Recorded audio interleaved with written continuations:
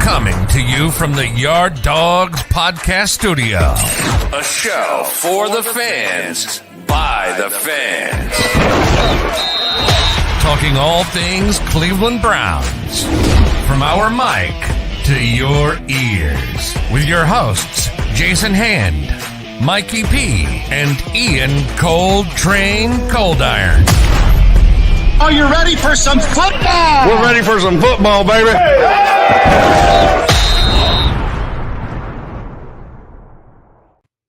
Yes, you are now in the yard, and welcome to the Yard Dawgs Podcast, the show for the fans, by the fans. This is Season 3, Episode 110. I am your host, Jason Hand. The Yard Dawgs Podcast is brought to you by Network 216. To check out all of our Ohio sports content, subscribe to our Network 216 YouTube channel. And joining me tonight, looking better than ever, looking like the day after Christmas, both of us. Oh, I got some new threads on. That's right, the one and only, my co-host, Mikey P. Mikey, how we doing tonight, buddy?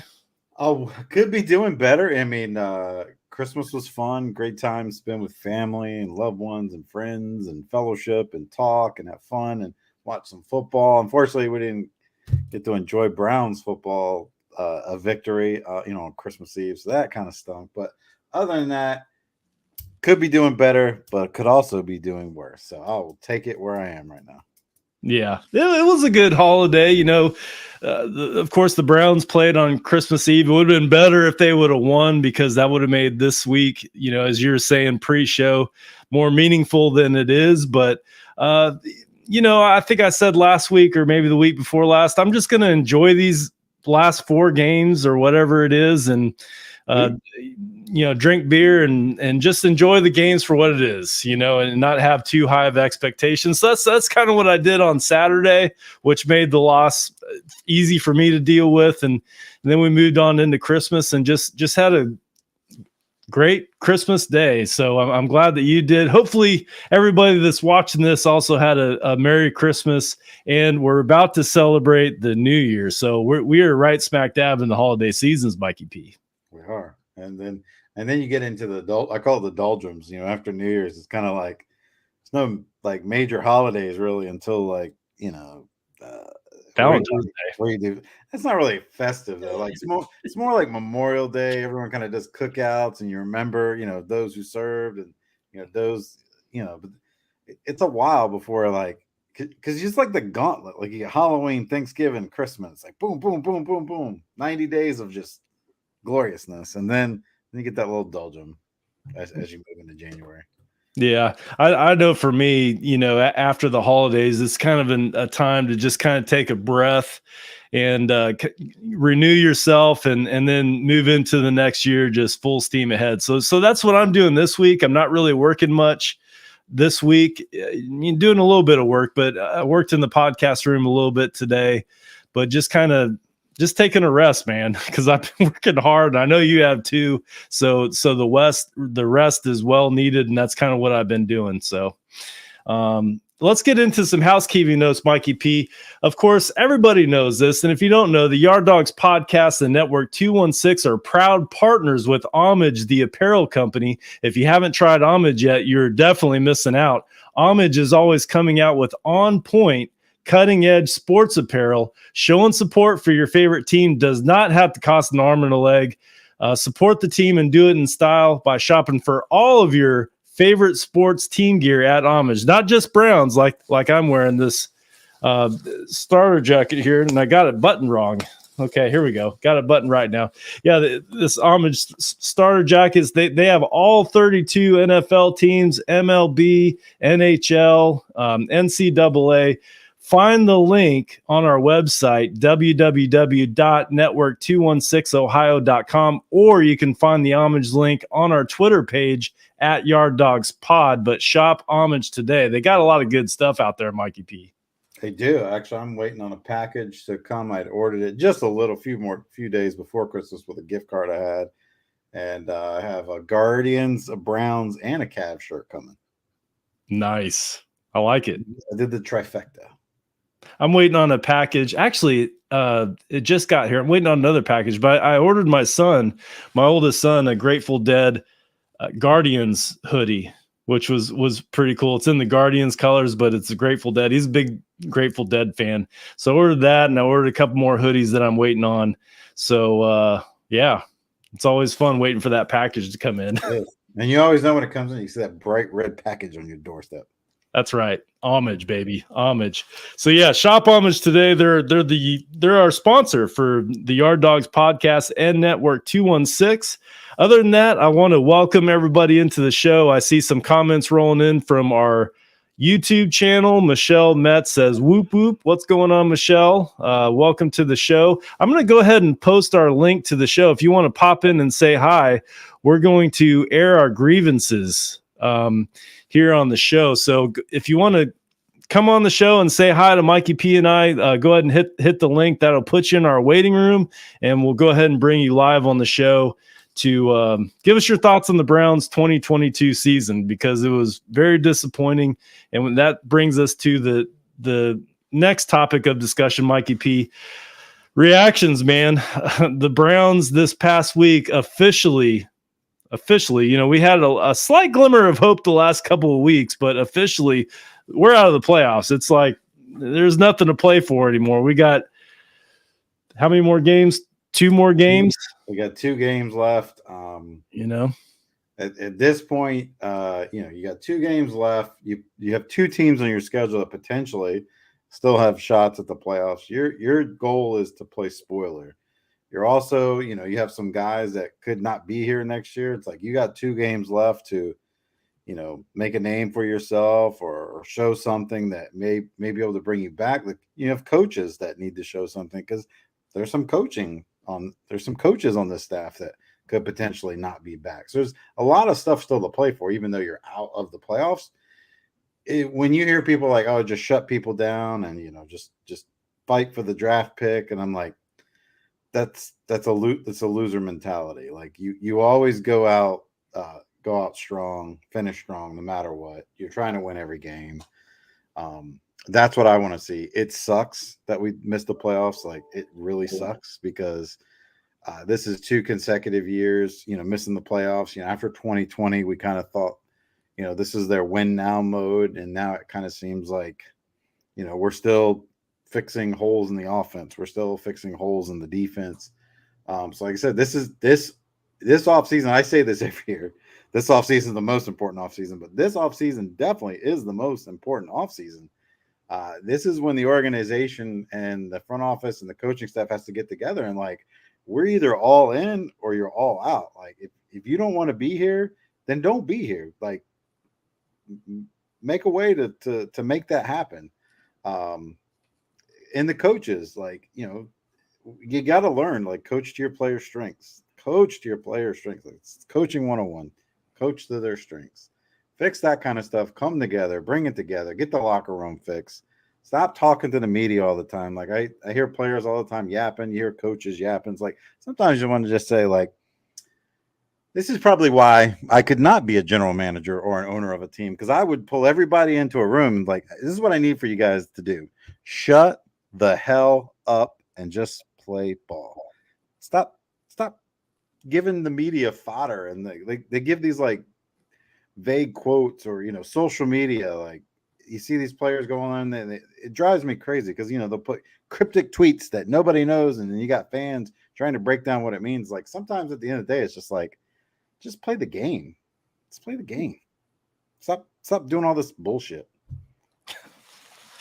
Yeah. There's going to have to be a lot of changes this offseason. And you'd mentioned, play like you want to be here. Well, there's going to be people that want to be here that's not going to be here next year. So there's definitely a lot to play for, even though it's not the playoffs these next 2 weeks. But yeah, the Browns are officially out. For me, the feeling was like disappointing, to say the least. I mean, we've seen this coming for the past 4 weeks. Our playoff chances were just very minute. We knew the inevitable that we weren't going to make the playoffs, but we still had hopes to make the playoffs. And for us to get eliminated, it was like, well, there you go. We're out of it now. I think the ultimate kick in the nuts, we're like AFC North basement dwellers once again. With that loss and the Steelers winning now, we find ourselves in a familiar spot in the basement of the AFC North. And that's a spot that I didn't want to see ourselves in. And that's where we find ourselves right now. That's what's being so frustrated as being a Browns fan. The Browns have not finished ahead of the Steelers in the division. This is what drives me crazy. Is like people say you got to be patient. Say when someone tells me to be patient with the organization. Be patient with this. I have to, with every ounce and being in my body, just hold back and not slap them across the face. Like I just want to slap people when they're like, be patient. I've been patient since 1989. We have not finished ahead of the Pittsburgh Steelers in the division since 1989. There are people listening to the show right now that were not even born the last time the Browns finished ahead of the Pittsburgh Steelers in the division. Like this, it's statistically impossible to be bad this long and just to be inept and just constantly make the wrong decisions. And I try not to be negative. I said going into 2023, I was going to be more positive, but it's not 2023 yet, so you're good. Something that bugged me was Denzel Ward is here we go again, talking to the media. We're going to get things right. And, next year is our year. Like we've been saying that for forever. Like we're tired of hearing it. Like fix the shit. Like fix it, get it right. Like you see other organizations turn it around. Like it drives you crazy because you see a team like Jacksonville, like they were abysmal last year. They made a coaching change, brought in a few, spent some money in free agency, bought some players in. They're competing for the AFC South division this year. Like they're amazingly a lot better this year. Like they fix things. They're less turnover prone. They got a young quarterback who's getting better week to week. They got some good players, and it's like we have good players. It's like, why doesn't it seem like it can happen to us? You see a team like Baltimore every year. The last 2 years they've been ravaged by injuries, and it's just next man up mentality, man. Like the next guy up just does his job and plays, and it's like a system. It's like a freaking factory. Sometimes the Ravens are like plug and play. They're like, oh, this guy's injured. Well, we're gonna plug this guy in, and they don't miss a beat. We got to get. I think when you hear players like Denzel Ward, and we heard David Njoku a couple weeks ago, he's talk positively. That's all press conference talk. That's interview talk. Kevin Stefanski, what does he say each and every week? Got to get better. Got to get better. Browns fans, myself included, we're tired of hearing that. It's just talk. It goes in one ear and out the other, and it doesn't excite me. It doesn't pump me up. I want to see the change on the field. Like, I don't want you to give me some awesome press conference talk and, make me feel like it's going to be okay. I want to see it on the field. That's where I want to see it. As far as the team, I don't know what the fix is. We see some fans screaming for the job of Kevin Stefanski. He's got to go. We see, calling for the head of Joe Woods. He's got to go. Mike Prefer's got to go. We should have never traded away Baker Mayfield. Fans are all over the map as far as what went wrong with the Browns. I see very few, give me, an explanation of like how to fix this team. You know what I mean? Like everybody can state what the problem is. And a lot of these problems are just their opinion, but what is the fix? Like we have a whole offseason to talk about this, Mikey P. I don't expect us to, lay it all out in this episode, and we're going to talk about this offseason, but there's a lot of problems to fix. There really is. It's not just, defensive tackles. It's much deeper than that. Right. So, but it's frustrating to fans because, we want it to fit. We want it to just be fixed. I want to enjoy my Sundays, man. I want to see the Browns have an 11, 12, 13 win season. I'm tired of these 5 wins, 6 wins, 7 win seasons, bottom of the AFC North and just the doormat of the AFC. I'm just sick and tired of that. And I want to see this team start winning again and make the playoffs and maybe even go far in the playoffs. I mean, wouldn't that be nice? Wouldn't it be nice to have a playoff game at First Energy Stadium for the first time ever? That hasn't even happened yet. That's kind of ridiculous, right? I mean, how long has First Energy Stadium been there? Since 1999? And we haven't hosted a playoff game there yet? Like, come on, man. There's a lot of issues. I think right now, I like analytics personally. Like analytics should play a role in all sports to a point. But I think what a big problem that we have, and it kind of started it not so much when Dorsey was here during some of his drafts, but definitely you can see it with the Andrew Berry and the Sashi Brown draft. They rely heavily on guardrails where they look at, a player's age, how many years they've played, like what is they look at potential versus are they ready to play now? Like in some scenarios, analytics will tell you to take the guy, like you get a proven guy coming out of college and he's ready to play tomorrow. But they look at him and say, well, he's 22 or he's 23. How many years are we going to get out of him? Versus they look at a guy who might be 20, like an Anthony Schwartz type player. Like they came out and they saw this potential, but what happens is what analytics doesn't factor in because you can't, like there's no baseline for this. Personality fits. Does this person love football? How will they fit in around with other teammates? Like, do they mesh? Like you could take it's almost like when you go out and, you've gone out and played like pickup football, right? Sure. And you go out and you're looking at guys based off athleticism. And I guarantee you, if you had a group of guys that were less athletic, but maybe they had played together before, maybe they were a flag football team, they played together before, and you put them against a team that's a little bit more athletic, but never played together before, the team that's played together is going to kick that team's ass every time. Sure. We saw it in the Olympics, like with the USA basketball team, Absolutely. The Olympic team, they'd get their ass handed to them by these countries that have played together for years. So yeah, that's a good point, Mikey P. You fall in love and you sit there and you draft for, analytics also tells you don't draft for need, you draft for best player available, which everybody says there. But sometimes you do need to draft for need. Like I agree when you're drafting in those first 2 rounds, definitely you should be drafting best player available. Like, if the cornerback if defensive tackle, we'll take the Browns. If defensive tackle is your biggest need and there's no defensive tackles you have graded until like the late second, early third, absolutely. You wouldn't take one in the first round. You would take best player available. But what happens when you get into those 3rd, 4th, 5th, and 6th rounds, then at that point, like you should be looking at, needs and fills like that. But sometimes, they look at these guys and like they're raw. Like some of these guys come out raw. I mean, we saw kind of with Perion Winfrey this year. Like he's kind of coming on late in the season, but maybe that guy has a bigger ceiling. But a lot of times it doesn't work out. You're seeing a guy like Anthony Schwartz. It just doesn't seem like the lights are ever going to come on for him. Yeah. Yeah, sometimes you can't build your whole team with just guys that are 26, 27 years old. You got to have some veteran presence sprinkled in there with good leadership. I'll use the example of the Saints this past weekend. Dirty Dan Sorensen.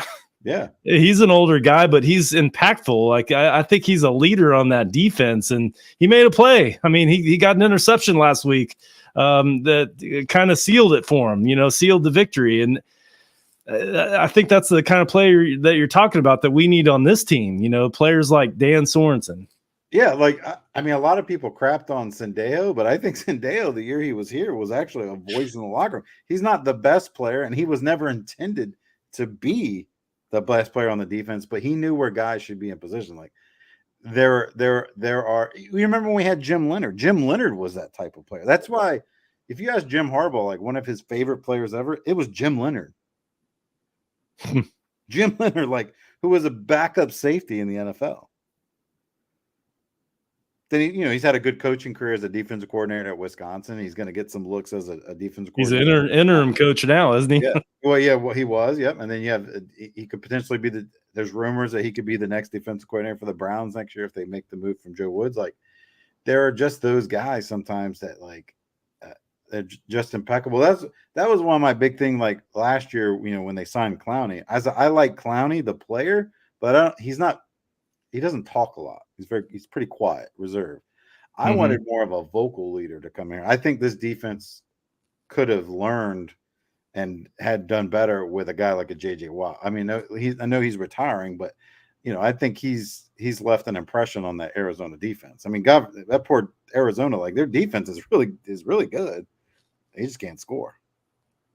Yeah, let's move on into the news and notes. You mentioned J.J. Watt. He announced his retirement after this year, and a lot of people noticed when he was walking off the field. I happened to watch that game, and as he was walking off, he was looking at the back of the field, and it just kind of had a thought like, wow, why is he doing that? Like, this is a sentimental game for him. I know he played in front of his son that was just born. His wife and the son were in the stands, so that was special. But at 33 years old, I mean, he's got 9.5 sacks this year, 111 sacks in his career. He's calling it quits after this year. What are your thoughts on J.J. Watt and retiring at 33 years old? Great career. I mean, he's 33. I mean, a lot of times, he's still a young guy. He's only played, 11 years? 11, 12 years probably has been his career. But to play the position he's played, like he's had some brutal injuries. Like he's torn his biceps a couple times. He tore a pectoral muscle one time. Like you just get beat up playing that position. Now to play as long as he has and as good as he's been, and you see, like you've seen the video, you've probably seen the videos of the workouts that he puts in. Like the guy is all about it. And then you just get to a point of your career where it's like your body is so beat up. Like even Joe Thomas said that, at the end, like, could he have come back after the injury and played?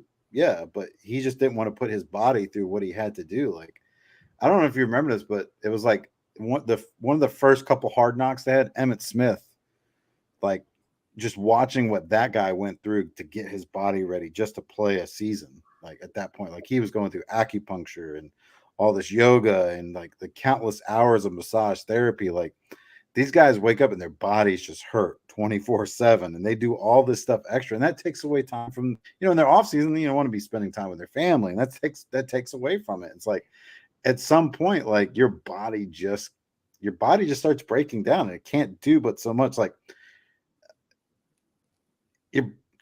freaks of nature like Tom Brady have been able to play as long as that. But even then, he's playing at the quarterback. That's an anomaly too. Right. Like that just doesn't happen. It's an anomaly. He's playing quarterback also, which he's probably besides the kicker and the punter, he probably gets hit the least amount. So, a guy like Watt, has been constantly. He's probably 40 to 50 snaps a game. Getting bludgeoned by some other big meathead on the other side, like. And, the injuries he's had, but great career, man. The guy's had, like, he's not going to – he'll go out without a Super Bowl, but that doesn't matter. Like, he's a Hall of Famer. Like, J.J. Watt will be in the Hall of Fame. Yeah, J.J. Watt and probably T.J. Watt as well will be in the Hall of Fame. And his son that was just born, his son's name I wrote down is Koa James Watt. So KJ or Watt. As we will know him as K.J. Watt. K.J. Watt. And they have another brother, Derek Watt, who I think is a fullback with Pittsburgh. He scored a touchdown a couple weeks ago. So that was the rumor that it was kind of surprising that he retired because the rumor was, he was a free agent at the end of this year, that he might end up in Pittsburgh next year, have all the three brothers play together. So the fact that he's retiring just kind of shows you that, I think his body is it's just had enough. And it's just tired. But, what probably convinced him was the first time, he held his son and he was sore. Yeah. Yeah. Well, good for him, man. He had a phenomenal career. He has a lovely wife, and now he has his firstborn son. He's 33 years old. Now he can move on and enjoy life. And who knows? I mean, maybe, by September he'll have a different thought and come back. I had a thought, because the Browns wanted J.J. Watt. Mm-hmm. Had they signed J.J. Watt with Deshaun Watson coming here, and now Deshaun Watson, through this year he'll played 6 games. You have to kind of wonder if J.J. Watt would have retired after this year, or would he say, I'm going to play one more year with Deshaun Watson and see what happens. It would be interesting, but that didn't manifest itself. I mean, he's a Cardinal and he's retiring, and honestly, I don't blame him. So. But yeah, J.J. Watt is retiring. This is speaking of defensive end. Myles Garrett, he was benched for the first drive this past week for disciplinary reasons. Now, Mary Kay Cabot wrote an article about this. It was behind a paywall, so I didn't get to read the article. So you can only speculate what it was about. But I know I finally found out what it was exactly about. Was he basically, he was, it had been reported that he had an illness last week. Well, I guess there was a miscommunication one day on, that he was going to miss practice that day with the illness. So basically he got, benched for one series for failing to call in sick. Is what it sounded like. Yeah. Which, depending on what you got, if you got the flu and maybe he was, asleep, I've before, been so sick where it's like you can't physically call, so sounds like miscommunication. I didn't read too much into it. Not a lot of people were like, oh, this is where Myles Garrett is going to get tired and he's going to demand a trade and stuff like that. I don't know if I get that far ahead of it yet, but I didn't think it was anything too minor. And he's done, Stefanski's done that again this year a couple times, bench guys. For one play we saw a play where someone got benched. I mean, I love Myles Garrett, the player, but a couple things he's done this year, like the speeding incident, it's kind of goofballish, and this, it's kind of, sometimes it's like you gotta grow up at some point. Yeah, a little bit. Like, yeah, I'm not saying he's personally, just some silly mistakes. Yeah, I'm not going to read too much into it on either side. Some people are talking about Kevin Stefanski, like benching him for one drive. Like, what's that going to do? Or, I'm not going to read anything. They didn't do anything for the game. The Saints didn't score anything. I mean, they went with 3 and out on that drive and punted the ball. So yeah, nobody scored the first quarter, or the last quarter. Didn't really matter. Everybody was too frozen for the first quarter. Yeah. Hey, I'm going to bench you. You go sit on that heated bench while the other guys are out playing in the snow. Oh, thanks. All right, let's more news and notes. The last thing, Brown signed Jack Conklin. This was kind of a surprise, the timing of it, but he signs a 4-year extension for $60 million. Mikey P, what do you think? I mean, is there anything to read into there? Like, what does this do for any question marks that you might have had for the offensive line moving forward? It was a little surprising because I thought they would move on from Conklin. He's getting a little older, but it's not really a 4-year deal. It ultimately is a 2-year deal, and then it's team options for the last 2 seasons. So it's probably only going to be a 2-year deal realistically. I know a lot of people have said that, this kind of means the end of Jed Wills, but I'm like, Jed Wills plays left tackle. It may mean they don't pick up his extension. I think they'll probably still look at potentially picking up his 5th-year option or his 4th and 5th-year option going into next season, but or they could move on from him. Maybe they like, I thought Hudson was going to slide in at right tackle, but maybe they like Hudson as a project going in next year at left tackle with Conklin playing on the right side. So I think there's a lot to be said. I think this probably means, at the end of the year, they're not going to give Pacic a big contract at center. I think they're going to roll Nick Harris back out there. So it'll be interesting to see what this deal does for the dominoes effect this offseason when it comes to the O-line. Yeah. And this is all extremely important. I mean, we have a pretty expensive quarterback that we're protecting. Yeah, you need a solid O-line. Don't have to be you don't have to be 5 Pro Bowlers, but no. But you'd like it to be pretty solid. Correct. So, and Conklin, I mean, he is solid when he's not injured. He's been injured. He's missed games, so hopefully he can turn that around. I know you can't predict injury or, but staying healthy isn't always easy, but it would be nice to see him play healthy next year and solidify the right side of that line. Yeah, definitely. All right, let's move into the game again. We posted the link in the show notes on our YouTube page and our Facebook page. So if you see the link and you have a grievance that you want to air, go ahead and click on that link. You'll go in our waiting room, and Mikey P and I will bring you in, and you can have a comment for the show, or just a comment on the Browns in general, missing the playoffs, maybe a few things they could do this offseason to help improve the team moving forward. So the link is right in the show notes. Yeah, the Browns and Saints, Mikey P, I don't know about you. I mean, I have your prediction for last week. I certainly thought we were going to win that ball game. It wasn't like I wasn't as confident as I was moving into the Texans game, but I was confident moving into this game. Like I really was. I didn't see, a whole lot of offensive weapons. I mean, they do have a few, but they have Andy Dalton as their quarterback. Taysom Hill, yes, he's listed as a tight end, but when he lines up back there, you know exactly what he's going to do. He's like a gadget player, in my opinion. They have Alvin Kamara. He's struggled as of late, but he had a pretty solid game. It was in the snow. It was an ugly game.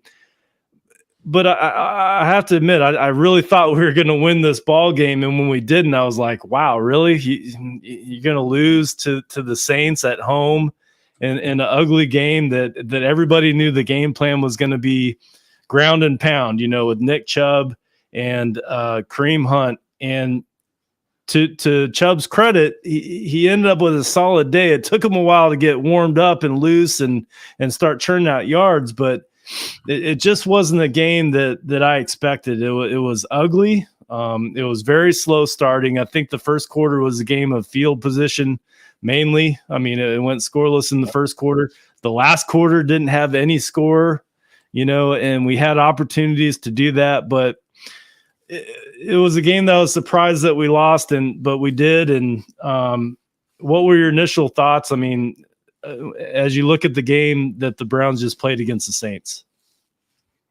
I was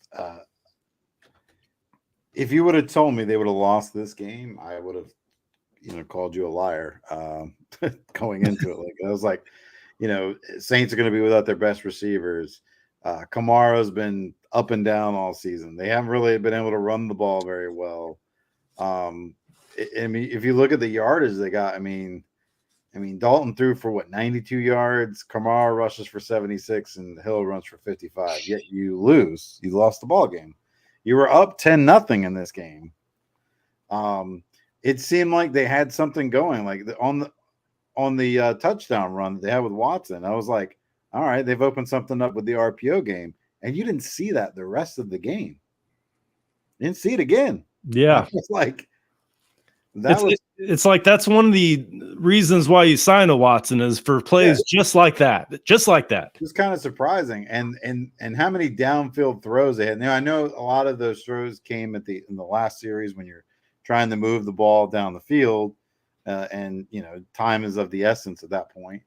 So that's kind of expected. But I just thought on a tough day like today, like that day, like you didn't see anything from the screen game. I'm like. Because you want to have a lot of short dump offs. That way it gives your receivers or your running backs or your tight ends opportunity to run with the ball because it's slippery out there. Throwing the ball deep like that ball was probably hard as a rock playing out there. It was wet, it was icy, it was freezing cold. Like, I mean, just drops were going to happen. Like that's what happens in those kind of elements. And I just sometimes some of the play calling on Sunday was just baffling. And then, I mean, you had freaking the Saints were basically running the damn wishbone back there. Like every time Taysom Hill lined up, like he was going to run the ball. You knew what he was going to do, right? You knew what he was going to do. And you didn't see anything change. Like they made no adjustments. And it was almost like the Saints came out in the second half and were like, well, if they're not going to make adjustments to it, we're just going to keep doing it. And they kept doing it. Shout out to Brian Music. Shout out from Denny's via Public Squares. What's going on, Brian? Thanks for joining the show. Yeah, this was a game, Mikey P. Delpit gets that interception in the first quarter. Like, okay, this is good. Delpit's been coming on the past couple games, and to see him get an interception, that was good. But the first quarter, like I said, it was just field position. As you'd mentioned, Watson has that QB sneak, scores a touchdown. After that, we kick a field goal. We're up 10-0. and you're thinking, okay, this is good. 10-0. This is good. You have to think, man, you score one more touchdown, that's going to seal it, especially in conditions like that. But the Saints go off and score 17 unanswered points, and that's pretty much the ball game. Cooper had the drop in the end zone. When it happened, it was obvious what happened. He just slipped. That was very uncharacteristic of Cooper. I think if it was dry field conditions, he would have caught that ball, but he just slipped. Watson had some other throws that hit the receivers right in the hand. And Njoku at the end of the game, the last drive of the game, he hit him right before the end zone. It surely would have been a touchdown, and it hit him right pretty much in the hands, and he just dropped it. So weather conditions weren't good, but these are professional athletes. If you put the ball in your hands, we expect you as fans to make the play. I agree with you. I think the play calling could have been a little better. On a day like that, if I'm the offensive coordinator and I have a QB like Deshaun Watson, who's been struggling a little bit but getting better every week, in conditions like that, I would have probably just had him dump off to, Kareem Hunt or Nick Chubb, or, hit Amari Cooper in the slant, or just something real high percentage, but not far down the field, and just let them make a play.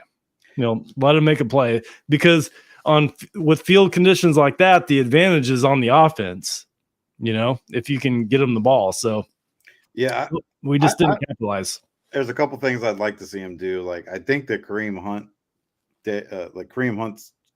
is done as a Cleveland Brown. Like, he's not going to be back here next year. I think it was kind of dumb that they didn't move him when they could have moved him for an asset. They should have absolutely traded him. I mean, he looks like he's lost a step. He had a foot injury last year.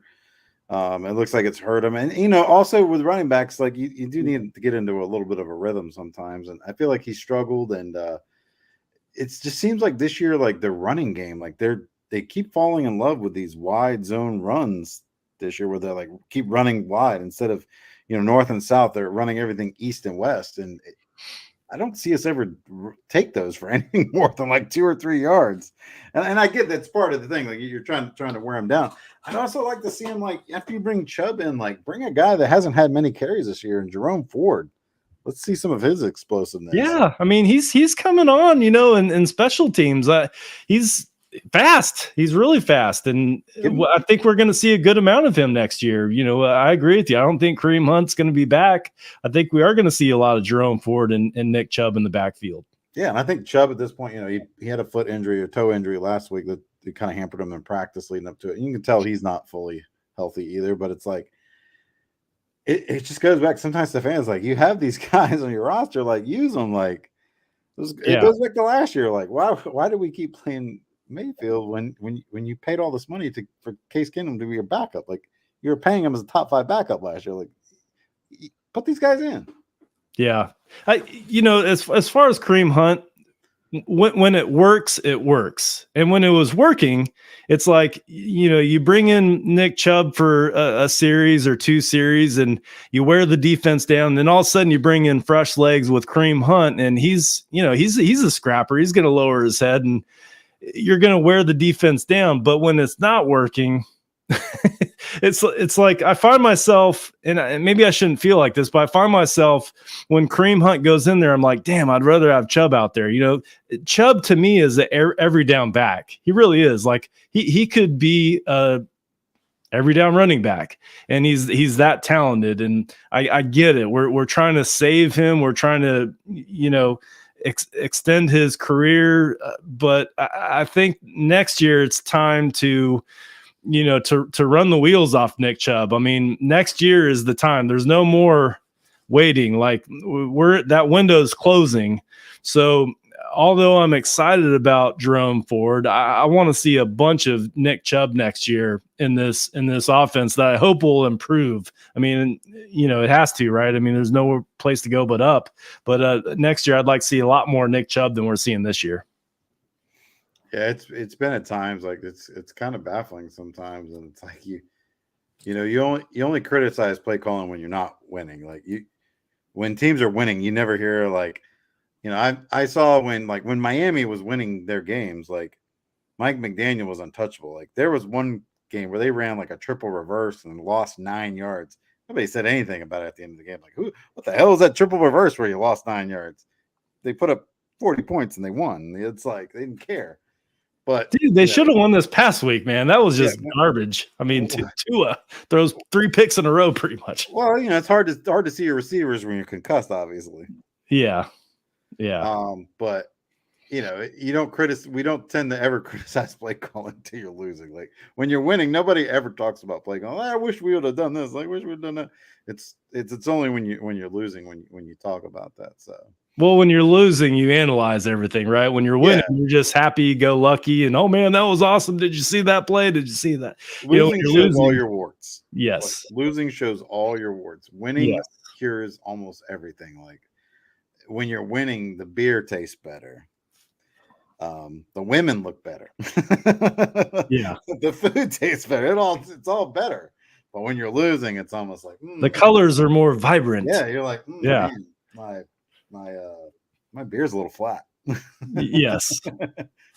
Well, once again, if you're just clicked on this on accident, you're listening to the Yard Dawgs Podcast as part of Network 216. We're streaming live on YouTube, 2 Facebook pages, 3 Twitter pages, and many, many other platforms. But if you're listening to this, if you're watching this, welcome to the Yard Dawgs Podcast. We love the interaction. This is a show for the fans, by the fans.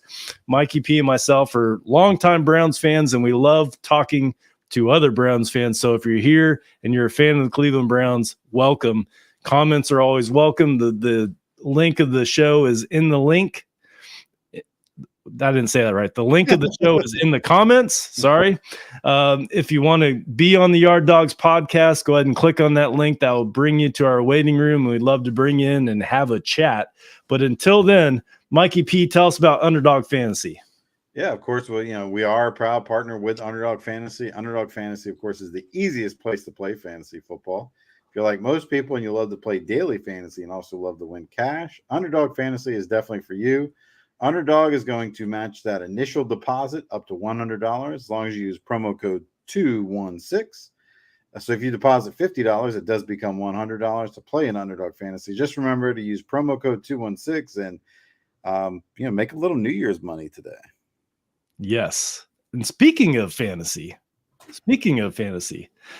the Network 216 had a fantasy football league this year, and Mikey P and myself and 8 other guys. 10. Oh yeah. Well, me. Us 2 and 8 other guys had a team in our fantasy league, and Mikey P and myself are in the Super Bowl, in the championship this week. So, my friend, we are going against each other. We have a friendly bet. If you'd like to tell the audience what that bet is. So the friendly wager between us is, it just happens that both of our wives own a cricket machine. Mm-hmm. So the loser has to make the winner the runner-up. The runner-up has to make the winner's T-shirt, and the winner will get to wear their T-shirt on air for an episode coming up. I mean, they can wear it as many times as they want, but definitely for one, Super Bowl or Fantasy Network 216 League champion, and we'll probably put something funny on there for the runner-up at the bottom. Yeah, I will email you exactly what I want written on my shirt. So that's so we get to pick. If I win, I get to tell Jason what I want on my shirt. If Jason wins, he gets to tell me what he wants on his shirt. That's right. And depending on what style shirt you buy, I'm usually an XL, but if you want to buy me a double XL, that'd be fine too. Yeah, sometimes you get at Michael's, you get those shirts. Sometimes you got to go size up. Yeah, but congratulations, Mikey P. That was your team has been on fire, man. I'm honestly a little nervous this week, but hey, we're both in the championship. We both have a chance to win. Obviously, we both have solid teams, so good luck to you, sir, this coming weekend, and we will let you all know how this turned out. Well, I like to give special shout out. I know he's a huge fan of the show. He probably watches every week, but Jalen Hurts has been my starting quarterback all season long, and he went down, and I didn't have to play him. And I had old Mr. Gardner Minshew stepped in last week and didn't miss a beat. So, Gardner Minshew, a great fan of the Yard Dawgs podcast. We appreciate you. Yes. All right, let's move on to the AFC North standings. We do this every week. Mikey P, as I said earlier, it was a kick in the nuts, man. For the Steelers, they've been winning just like, it seems like every time we win, they win. Well, we lost this past week, but the Steelers won, and we are now in the basement of the AFC North. We are 6-9. The Steelers are 7-8. The Ravens are 10-5. They're slipping. They're losing a lot, it seems like, the past 3 or 4 weeks. And the Bengals are trucking right along. After losing the first 2 games of the year, they find themselves at 11-4, and they are hot right now. Like, nobody wants to play the Bengals right now. Nobody. So the Buffalo Bills, they want to play everybody. So, well, they're going to get their chance. Don't they play them this week? They do. Yes, they do. That's going to be an epic game there, buddy. So that's the AFC North standings. The remaining schedule, the Browns finish off the year at Washington this week, which you'll be there. I was thinking about it, Mikey P. Had this game meant something, I probably would have went, but that's the last day. It's supposed to be 60 degrees Sunday. So, like, if you went to the game last week, you were getting tickets for $1. Yes. And the temp was 5 degrees. This week, the weather's going to be a little nicer. It's supposed to chance of rain, but I'll take 60 degrees over 5. I'll get rained on in 60 degrees rather than freezing cold temperatures. Yeah. What the Browns fans faced this past Saturday, I want no parts of. And whoever did go to that game, kudos to you, man, because that was brutal. It's a big reason unfortunately our host tonight is not able to be with us. He was at that game and caught sometime at the game, not feeling well, and sat out there in that 5 degrees. So kudos to I know Brian Music was out the game, and ColdTrain. Kudos to you guys for like being super fans, man. Yeah, I'm interested. I wanted to talk to ColdTrain. Obviously, he's not here tonight, but he'll be here next week. But I wanted to get his kind of thoughts on that game and what it's like to sit in freezing cold temperatures like that, watching a game, because I was at home, I had the fireplace going, like I was toasty warm watching this game. Right. And I'm just looking at the stands, and it just looked brutally cold. Like I don't think, okay. So like if the Browns were 11-4, I think it's different. I would go to that game, but we weren't, we were 6-8. 6-8 going into that game. Like the fans that went to that game to still support the team, that's the true champions right there, in my opinion. So I hope the Browns organization, like as everyone was walking out of that stadium, gave them some type of pro shop voucher or something. Yeah, Brian just chimed in. He said, I enjoyed the 6 degrees and -20 wind chill. Is that what it was? -20? Were you joking, or is that what it was? That's what it was. Oh my gosh. I don't even think I've ever felt that before. Being in that kind of have not. No, we have not. We live in Virginia. We have not felt that. We have not felt that. So, Brian, man, good on you, bro. I'm sure that Denny's menu was iced over by the time that game was finished. It was cold here over the weekend. That bomb cyclone kind of came through and hit even but we were cold at I think we'd had 27, 26 degrees, and we were freezing. And I'm like, imagine taking 21 off and then adding another 20 for the wind chill. I couldn't do it. Yeah. And what it must be like for players to play in that. Like, you wouldn't want to get hit, or deliver a hit. I'd rather they do, obviously. At least my body temp is heating up, so I'd rather play in it than sit in it for sure. Yeah, I don't even you could hit me all game. You can hit me 50 times a game. I'd rather take a beating. Yeah, sit in a cold seat, freeze. I mean, they showed David Njoku doing his pregame warm-ups with no shirt. I'm like, oh my gosh, man, that guy's an animal. Wish you would have caught that pass for the final drive, but we put some Vaseline on that body. Yeah. Oh my gosh. Well, let's move into the Commanders game. The Browns are at FedEx Field, as we just mentioned. The 6-9 Browns take on the 7-1 Washington Commanders. Washington is favored in this game by 2.5 points. The over/under is set at 40.5. The Browns are 2-5 on away games this year. They've struggled on the road. The Commanders are 3-4 at home, so they've also struggled. Mikey P. I see this as a pretty even game. We were talking pre-show. I don't know which quarterback we're going to face. Of course, Taylor Heineke came in after week 6, and what'd you say? He was 6-2-1.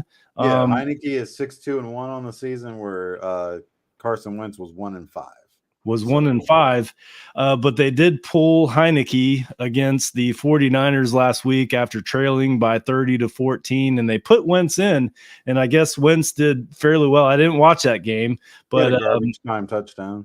Yeah, he was 12 of 16 for 123 yards. But he hasn't played since week 6. So who's going to be the quarterback of the Commanders?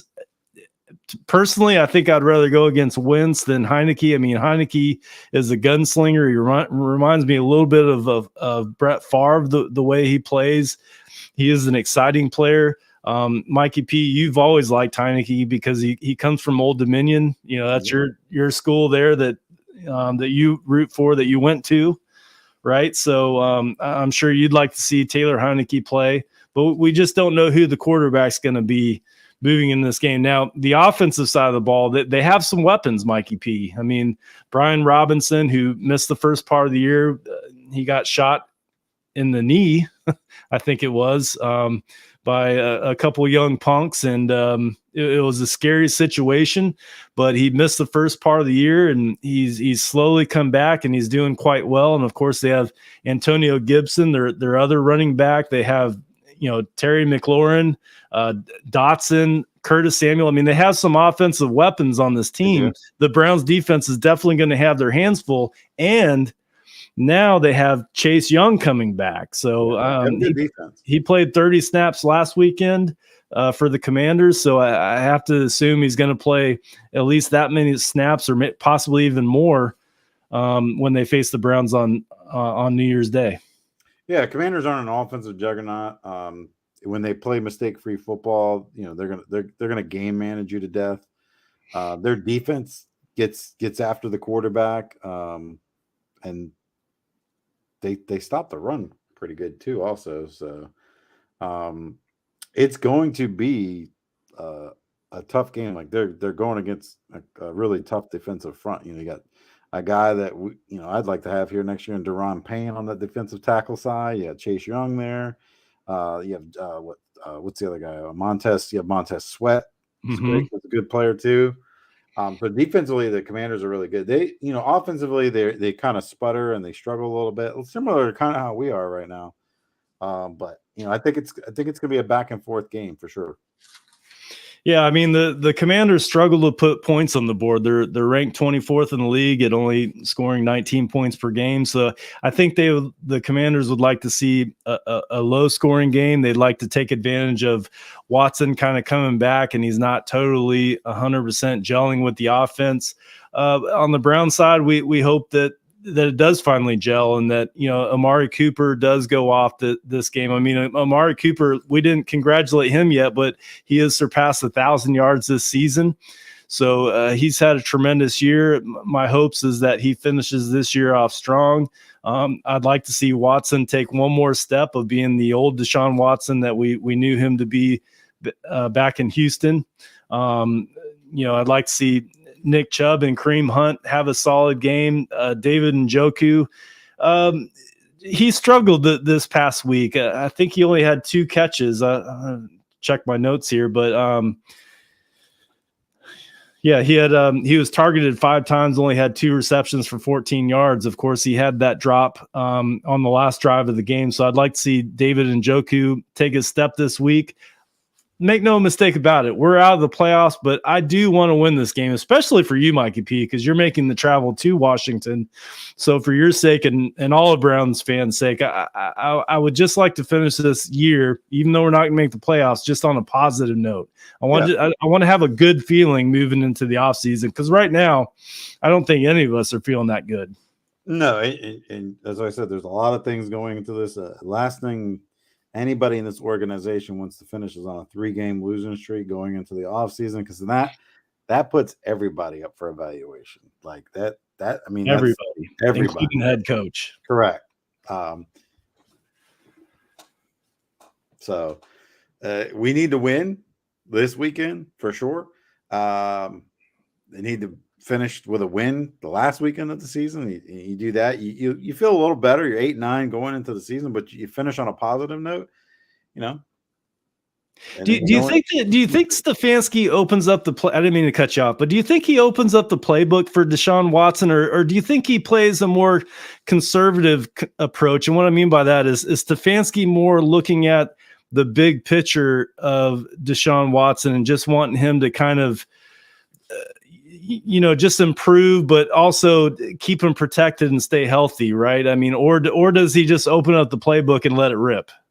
At this point, I'd open it up. Like, open up the playbook. Let's see. Like, let's work all the kinks out at this point. Like, don't play it close to the vest. Let's see what we can do.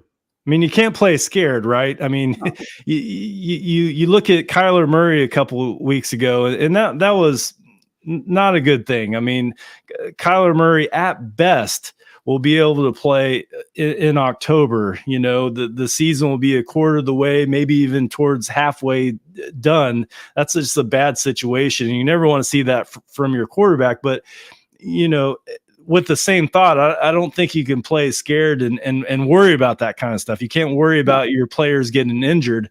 I agree with you. I think we do want to open up the playbook. I don't think we can play scared or trying to protect him from getting injured. I want to see Deshaun Watson. I think Deshaun Watson wants to see him play well, so he can also just have a good feeling moving in the off season and just moving into the 2023 season just with a better feel. Yeah. That's what I would like to see. Open up just a little bit. Yeah, and you'd mentioned earlier, Mikey P. I mean, even though we're not playing for the playoffs, we're playing spoiler, because Washington Commanders. I mean, they're in a playoff hunt right now. I mean, it's possible that all 4 teams in that division can make the playoffs, and the Washington Commanders are one of those teams. Unbelievably, at 7-7-1, they have a good chance to make the playoffs, and the Browns are standing in their way. But, it's always good that we can play spoiler, at least for them. Yeah, like you can play spoiler last 2 weeks. I mean, if the Steelers upset the Ravens this week, they go into that last week of the season with a chance to make the playoffs. So it'd be nice to kind of spoil Washington's party and then spoil Pittsburgh's party. That would give me a little solace going into the offseason. Yes. And I think the biggest point that you made earlier are that not only players but coaches, you're playing for your job right now. You're putting stuff on tape, certainly, but you're playing for your job. Like, do you want to be with the Cleveland Browns next year? And I don't think there's any position or any coaching, anybody on the coaching staff's job is 100% safe. We're going to talk about Kevin Stefanski this offseason, and you know where I sit, and I know where you sit, Mikey P, but we'll have a chance to dissect all that during the offseason. But the bottom line is these next 2 games that everybody is playing for their job, everybody, including coaches. Yes, absolutely. I 100% agree with that. So there's players to watch that we've mentioned. Carson Wentz. Is it going to be Taylor Heineke? That's the thing about doing a Tuesday show, is they don't release the final depth chart or the unofficial depth charts, I think till, sometimes not till Friday. Mm-hmm. So sometimes we don't know exactly who's going to be playing, but that's something to pay attention to, because I think it's a different team when you're talking about Carson Wentz versus Taylor Heineke. It's a totally different thing as far as, schematically for, like the defense. I mean, I think you're playing a little bit different if you're playing against Carson Wentz versus Taylor Heineke, for sure. Oh, absolutely. So let's get into our YouTube channel plug. If you want to support the show, you can support to the Network 216 YouTube channel for free. We were working hard to bring Cleveland sports content, and many more shows are joining the network. We are your one-stop shop for all of your Ohio sports content, and it's free. So if you're watching this show right now, whether you just stumbled on it on accident, but you're here and you look down your phone and you're not subscribed, go ahead and hit that subscribe button. It helps us out tremendously. We have a goal as a network to get to 1,000 subscribers. We're in the 800s right now, so we're very close. It would be nice to hit that 1,000 subscriber mark by the end of this year, and it's totally doable. We have giveaways. We're talking to Homage, the apparel company, our biggest sponsor.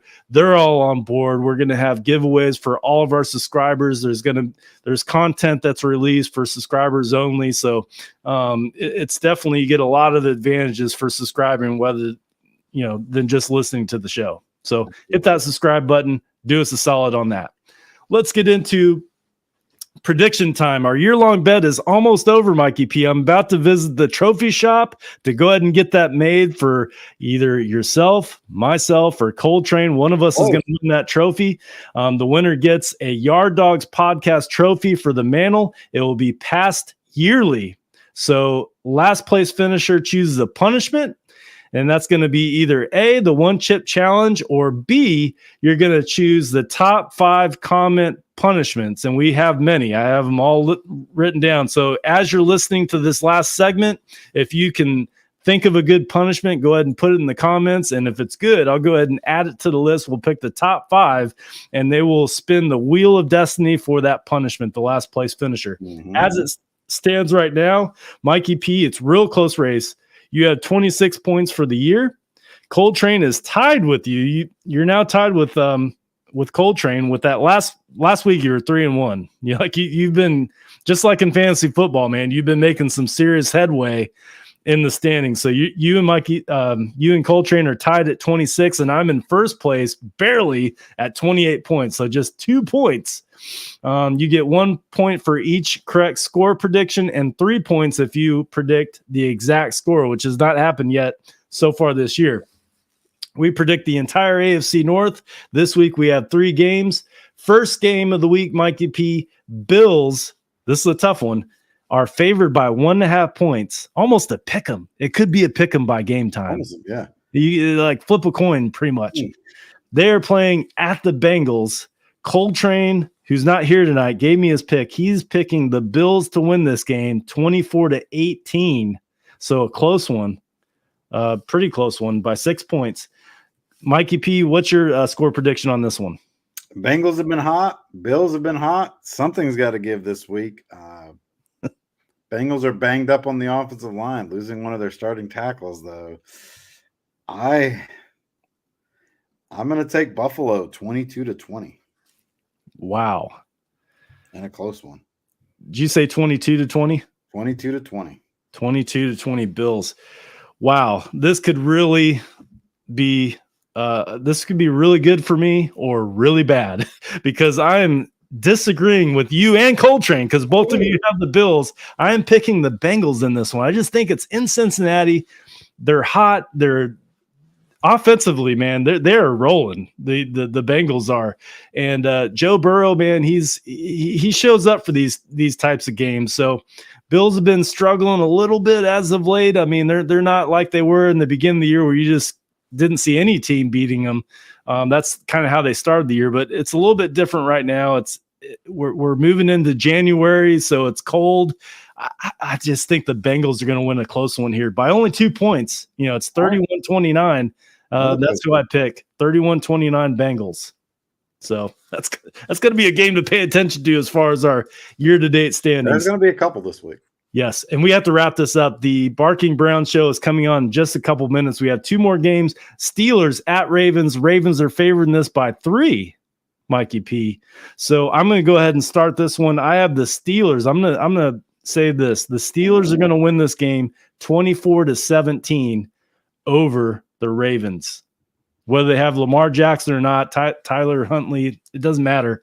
I think the Steelers are going to win this 24-17.